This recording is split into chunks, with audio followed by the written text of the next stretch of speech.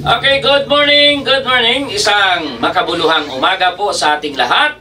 Samahan ninyo kami sa isa na namang talakayan na siguradong kapakipakinabang lalo na sa ating mga magsasaka at agrarian reform beneficiaries. Ngayong araw, tatalakayin natin ang isang napakahalagang batas na may direktang epekto sa kanilang kinabukasan. Okay? Ang istoryahan natin, ang pag-usapan natin ay may malaking papel sa pagpapagaan ng buhay ng ating mga agrarian reform beneficiaries. Kaya siguradong marami kayong mapupulot na mahalagang impormasyon. Pag-uusapan natin ang Republic Act number 11953 o ang New Agrarian Emancipation Act, isang batas na naglalayong burahin ang pagkakautang ng ating mga benepisyaryo sa lupang kanilang sinasaka. At para matulungan tayong mas maunawaan ang batas na ito, kasama natin ngayong umaga ang isang eksperto sa batas at agrarian reform. Walang iba kundi ang Assistant Regional Director for Operations and Legals ng Department of Agrarian Reform Region 12. Walang iba, Attorney Rahil S. Saga. Magandang umaga, Attorney. Good morning, maayong aga, Attorney. Magandang umaga sa inyo, maayong aga, no? Yeah. Maayad-ayad nga aga, mapya-mapita sa inyo at sa lahat na maraming tagapakinig na isa po itong karangalan para sa akin na makasama kayo na ngayong umaga upang talakayin ang isang napakahalagang usapin na may epekto sa buhay ng isang agrarian reform beneficiaries. Yeah, okay. Maraming salamat, Attorney Saga. No? Talagang napapanahon at mahalaga ang ating talakayan, ang atong pag-usapan, ang istoryahan ngayong umaga, lalo na para sa ating mga agrarian reform beneficiaries na dugay na gyud kaayo nga nagpaabot, mga sir, mga ma'am, sa ganitong oportunidad. You know, Bumbo Janjan. Yes, Attorney. Kabalo jud ko nga dugay na ni ginapaabot sa mga mag-uuma, no? Matagal na nilang hinintay ang ganitong pagkakataon, no? Yeah. Kaya mas mabuti, no?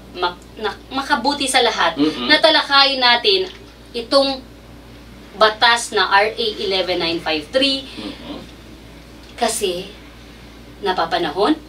Kailangan natin pag-usapan ang details or detalyado, no? Tungkol sa batas na ito upang maunawaan, masabtan ang proseso o benepisyo sa balaod. Okay. Basin matingala mo, mga sir, mga ma'am, ha? Mga kasaka, nganong gasaksak sinagol mi ni Attorney. Gusto na mo nga kwan, gusto na mo nga makuha gyud, ma-address gyud sa tanan, mga, kumbaga, dili lang bilingual, kundi multilingual listeners nato ang gusto natong targeton. Okay, Attorney, siguradong nagatutok yun ang ato mga tagapagpakinig ngayon, ano, para sa, o kumbaga parang telenovela lang ito. Nakakaibang twist kasi, imbis na dagdag utang ang himuon sa dardiri, burado utang. Attorney Saga, ma'am? Oo nga, Bombo Janjan. No, kung sa teleserye, no, ginatutukan mo gina sa tao, madalas na ay plot twist, no, na nagpaplisod sa bida-bida ang agrarian reform beneficiaries, no, na dito sa batas na 11953, mapagaan, no, ang buhay ng isang bida ang ating magsasaka. Okay. Attorney, tiyak na maraming nagtatanong ngayon, ano?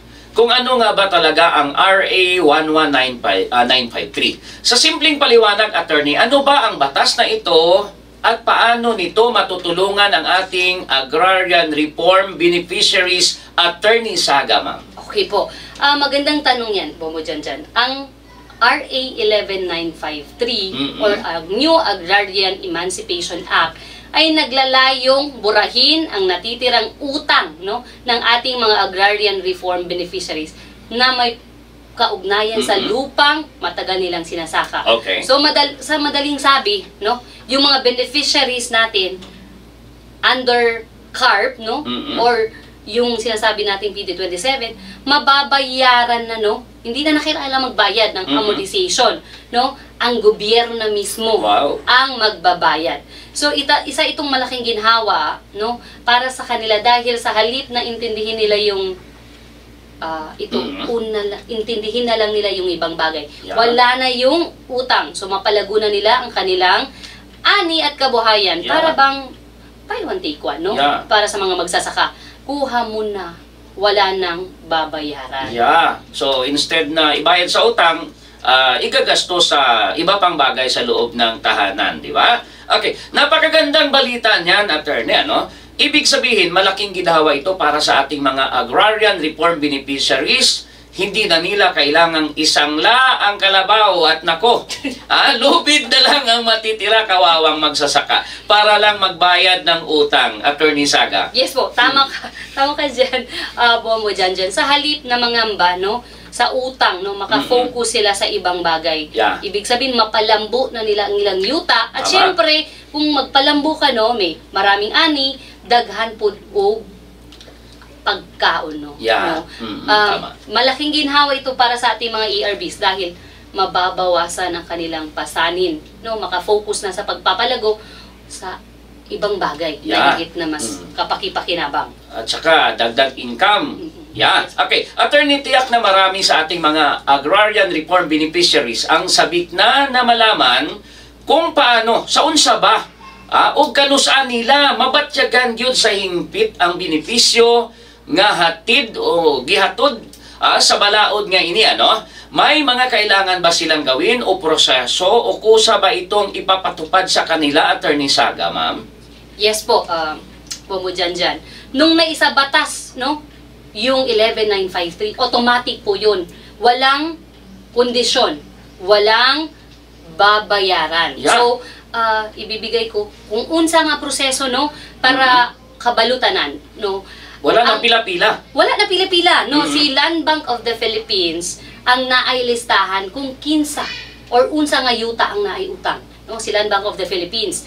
Kani siya, Bombo dyan, gihatag ni sa Land Bank of the Philippines sa Kongreso. No, bago na sa batas to. Ipasa niya sa Kongreso, mauni siya ang mga listahan sa ginakondone, no? Ginakondone nga, wala na bayaran. So, ang buhaton, ang proseso, ana, na ay ginatawag nga Certificate of Condonation, COCROM, and Release of Mortgage, na ay hatag sa mga agrarian reform beneficiaries, no? So kung sa ilang buhaton, muadto lang sila sa municipal level sa DAR, sa ang yuta makita, or sa kung duol sila sa provincial office, no? For example, provincial office of Sarangani, na ay listahan sa unsa nga yuta or kinsa nga tao ang naay wala na utang. So ihatag to siya sa ilaha, no? Para mawala tong makita nila ebidensya to nga burado na tanan nga utang nila. Okay. So, ibig sabihin, burado ang utang, kasama na diyan ang interest, attorney, at iba pang, kumbaga, uban pa nga mga bayronon. May connection sa bayronon. Tama? Tama po. Pati interest. Wow. X na yun. Okay. Attorney Saga, no? Sigurado nga dako gyud kaayo niya, no? Nga mayngon nato laking gaan, kumbaga sa loob para sa ating mga agrarian reform, murag na bunutan og daghang tunok. Kung dati ang bayarin sa lupa ay laging iniisip nila, ngayon naman kumbaga isa na itong alaalang pwede na nilang ibaon sa lupa. Kumbaga wala na ni, past is past na, past is past na, attorney. Okay? Pero syempre gusto rin nilang malaman kung paano ito ipatupad sa aktwal, siyempre. Ano ang mga hakbang na ginagawa ng Department of Agrarian Reform upang masiguradong maayos at mabilis na maipatupad ang batas na ito, Attorney Saga? Okay po. Good question yan, no? Kay kung madungog lang nimo ang ginasulti nga CLOA title or ini nga batas, ang nasa huna-huna sa ordinaryong tao, ang ga-implement solely, no, ibig sabihin ang DAR lang. Tama. Pero hindi po 'yon. Nakalagay po sa batas natin yung 11953 na may kasama, no, si DAR, Department of Agrarian Reform, sa pagpapatupad ang Land Bank of the Philippines at saka Registry of deeds. Kung wala ni sila, no, dili pud mabura, no? Dili ma-process. Dili process. Para sa pagpaspas na pagbura sa utang ng mga beneficiary. Pero syempre, hindi ibig sabihin nito na relax na, no, magpapahinga na lahat. Parang magic lang. O yan, wala ka ng utang, no? So patuloy yung, kung sa part ng DAR, patuloy yung coordination, no, para tiyaking maayos, mabilis ang implementation ng batas na to. Kaya kung may naririnig silang chismis na mahirap ang proseso, baka ito lang akin, Bombo Janjan, no? Okay. Para sa mga tagapakinig natin, lalo na yung agrarian reform beneficiaries, huwag maniniwala sa chismis. Tama yun. At huwag magbigay ng pera kahit kanino para mapabilis ang proseso. Dahil hindi nyo kailangan magbayad, pumunta lang kayo sa aming opisina. No? Okay. No? Mahalaga rin ito, no, na kasi ang opisina ng DAR, meron yan updated records. Kaya pinapayuhan ng lahat, no? Kailangan natin, lalo ng mga beneficiaries, makipag-ugnayan sa DAR Provincial Office or DARMO Municipal Office. Siguraduhin natin tama yung impormasyon, no, na nakukuha natin, baka ibang ahensya. No, so hindi may tatagalan po 'yon. So, kumbaga, masasayang tamang information, tamang lugar. Kung meron po kayong data, no, Bombo Janjan, dapat alam nila kung meron silang titulo o CLOA title, alam nila yung details nito para madali ang lahat, no? Para personal, mas ini-encourage, no, mas maayo kamo ang personal nga muadto sa opisina para di mo ma-scam, mali, no, ma-scam mo. Okay. Kumbaga, attorney, iba yung na-deliver sa iyo, ano? Okay. Yeah, nako, attorney, ano? Nakakainis yan kung ma-scam ka, ika nga. Akala mo sa'yo na, yun pala sa iba napunta. Parang na friend zone lang, kumbaga, di ba? Okay, kaya para maiwasan ang ganitong sitwasyon, paano masigurong nasa listahan o nasa list ng beneficiaries ang mga pangalan nila, Attorney Saga? Bombo Janjan, walang masakit, no, kaysa umasa hindi pala para sa iyo yung no. So ito po para masigurado natin, no, ini-encourage ko na mubisita tanan na agrarian reform beneficiaries, no, sa pinakaduol nga office sa DAR para ma-verify ilang pangalan, no, at maiwasan ang anumang aberya. Okay, ayos. Siguraduhin lang na naagin sa listahan o makuha ang inyong mga benepisyo, mga beneficiaries. Okay? Pero patuloy tayo sa clarifications pa kung paano nga ba unsaon aron nga maka-benepisyo dinhi mga kaigsuonan, ang mga mag-uuma, katong mga benepisyaryo nga mga mag-uuma, attorney, o unsa ang epekto niini sa ilahang pang-adlaw-adlaw nga panginabuhi, Attorney Saga?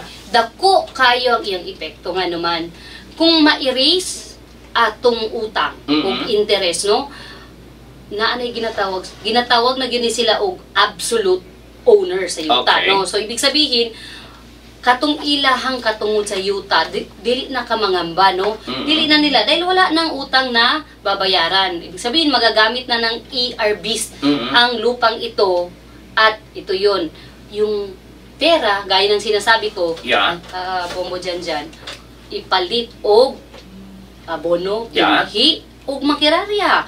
Mas magiging produktibo sila sa, di ba? At lalaki yung kita nila. Yes. Attorney, tama kayo, attorney, sagad sa reklamo sa mga mag-uuma nga wala kuno nasabtan sa uban kung unsa kamahal ang abono, ang binhi, ang mga chemicals. Tama, Attorney Saga? Yes. Okay. Mao mga kabombo o mga listeners nato, mga beneficiaries, may kasabihan tayo na kapag may itinanim, may aanihin. Pero sa kaso ng ating mga ERBs, kahit hindi na nila bayaran ang lupa, may aanihin pa rin sila, Attorney Saga, ma'am. Okay. Tama ka dyan, Bombo Janjan. Para itong bonus harvest, no? Wala ng utang pero tuloy pa rin ang ani at kabay. Alalahanin natin, minsan yung language, yung vocabulary, no, sa farmer, short, no? Tingana. Kabalo sila mo in English, suman sa ani. Mas short, manggod. So, kaning istorya sa short, murag, di na nato madungog, no, kay wala naman sila utang. Yeah. So, makafocus na yun sila ang ARB sa pagpapalago ng kanilang sakahan imbis bukat, no?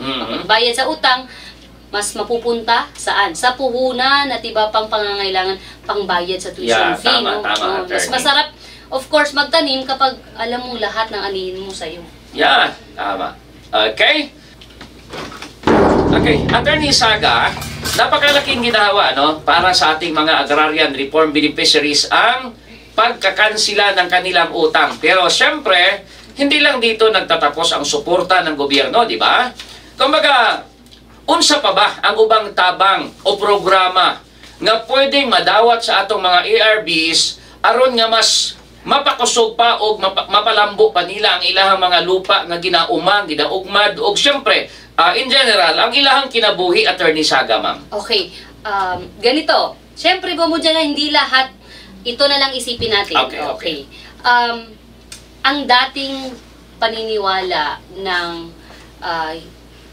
ibang tao, ang Department of Agrarian Reform, nagbibigay lang ng lupa, no?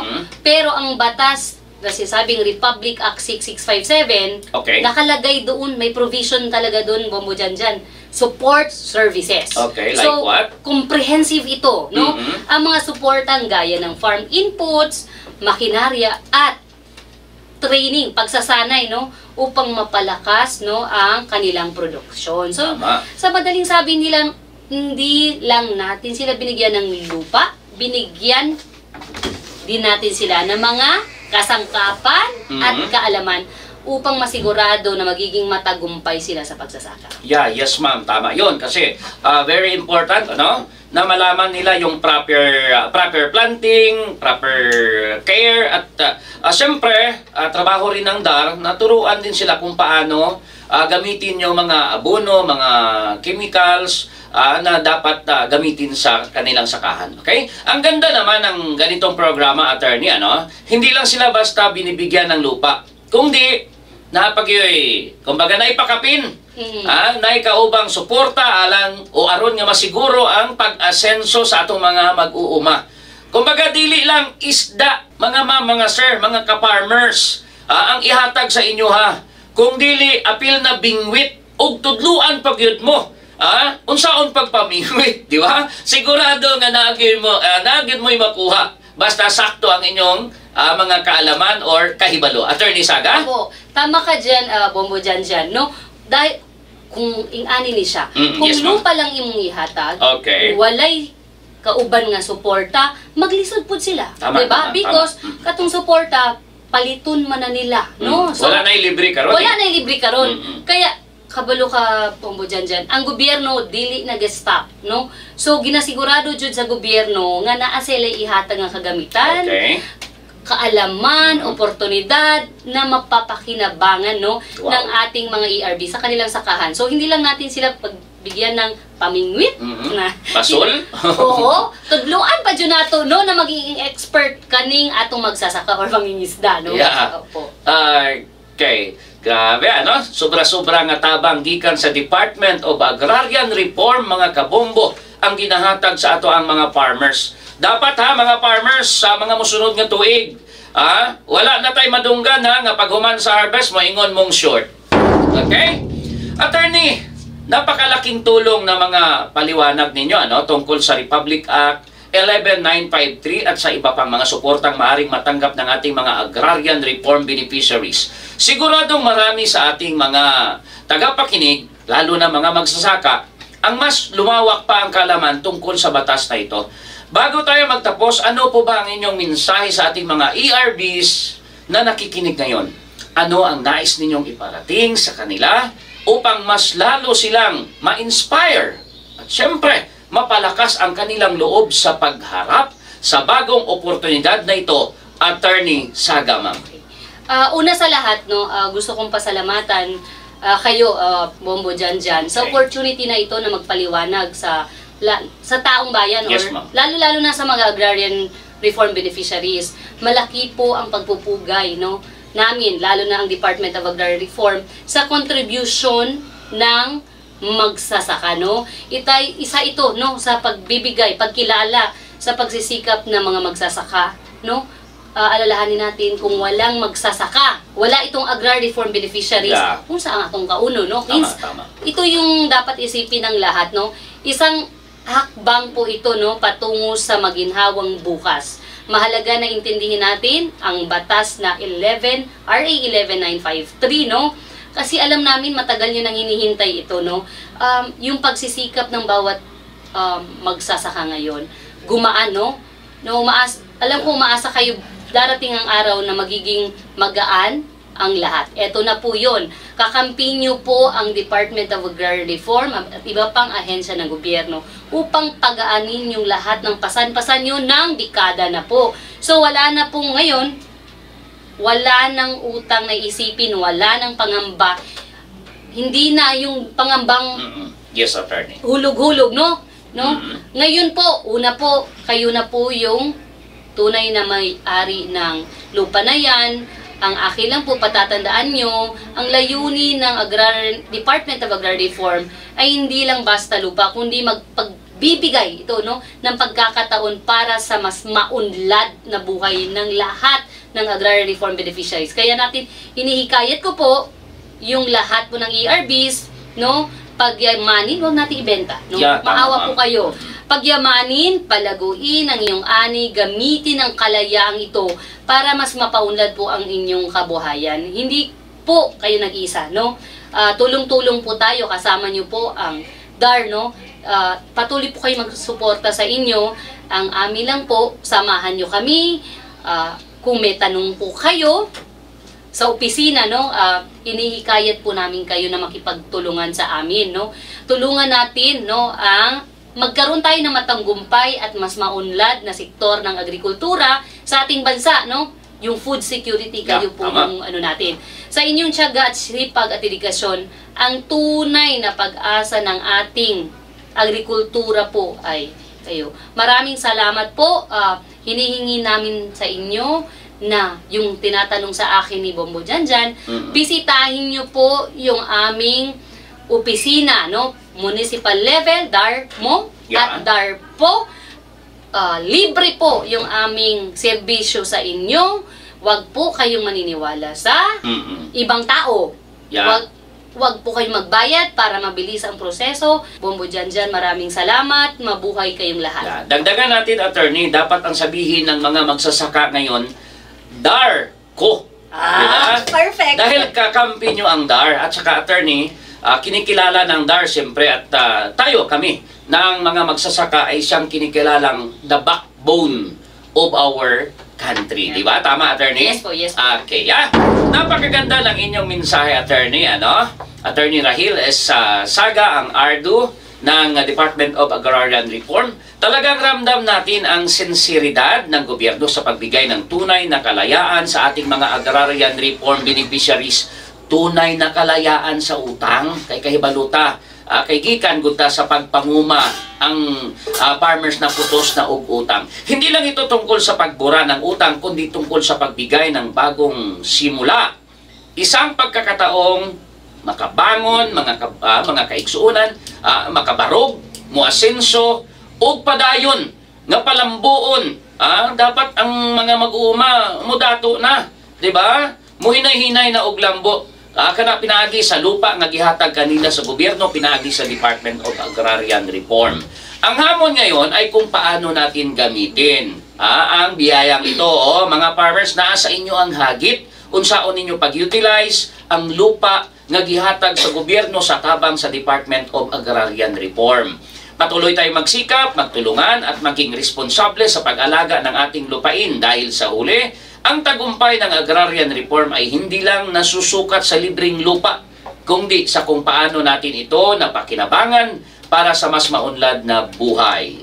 Muli, maraming salamat, ARDU Attorney Rahil S. Saga, ma'am, sa inyong malinaw at makabuluhang paliwanag. Sigurado akong mas maliwanagan ang ating mga tagapakinig sa benepisyo na hatid ng RA 11953. Mabuhay po kayo at mabuhay ang ating mga magsasaka. At dyan po, mga sir, mga ma'am, dito nagtatapos ang ating makabuluhang talakayan dito sa kape at balitang agraryo.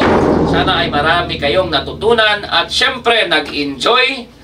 Muli ako po, si Bombo Janjan. Makailing nagpapaalala, ang agraryo ay buhay, kaya dapat itong alagaan. Kita-kits sa sunod na episode. Maraming salamat!